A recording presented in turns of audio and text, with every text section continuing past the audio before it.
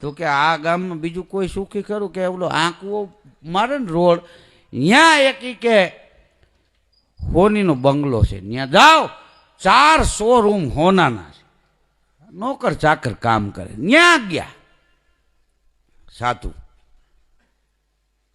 હા, ને કે તમે સુખી છો કે ના રે ના. તો કે આ હોનાની શોરૂમ ને આવા બંગલા નોકર ચાકર પછી બીજું શું હોય? તો કે તમને એવું લાગે અમારે એકેય સંતાન નથી, એની ચિંતા રોજ રહે છે, અને પંખીને ચણ નાખી છે, ચકલા ચણ નથી ખાતા. આનાથી મોટું દુઃખ શું હોય? પછી આને એમ થયું કે મેં 2-3 જગ્યાએ પૂછ્યું, હવે તમને છેલ્લે પૂછી લઉં, અહીંયા સુખી કોણ છે એ કયો ને.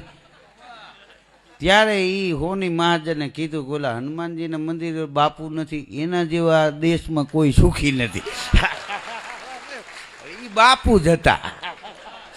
મંદિરે આવીને બે ગયા, બીજે દી પડકારો માર્યો ને બાપુએ હામા બાપાને હનુમાન બાપાને પડકારા માર્યા કે હવે સુખ સુખ સુખ. એટલે આ માણસો વેમમાં રખડે છે.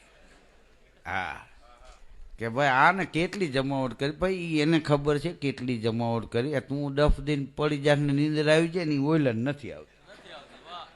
હા હા, એટલે આ સુખ દુઃખ એ બધા વેમ છે. આ કંપની વાળો સુખી ન હોય ને એમાં રેકડી હાંકતો હોય એના કરતાં વધારે સુખી હોય. હા, સુખ ભોગવવાના સાધનો ખરીદી હગાય. સુખ તો અંદરની વસ્તુ છે ને, ખરીદવા જ થોડી મળે.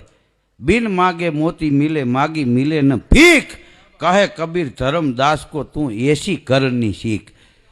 હા, સેજે મિલે સો દૂધ બરાબર, માંગ લિયા સો પાની, ઝૂંટ લિયા ઓ રક્ત બરાબર, ગોરખ બોલે બાની. તમે માગો ને સેજે મળી જાય ને તો એ દૂધ જ છે.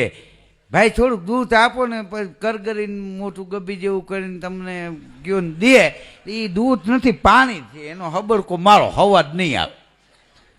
હા હા, એમને એમ તમને પાણી આપે દૂધ જેવું લાગે. એ ભાઈ પાણી પીતા જાઓ, એની મજા છે. બિન માગે મોતી મિલે, માગી મિલે ને ભીખ, કહે કબીર ધર્મદાસ કો તું કંઈક એસી કરની શીખ.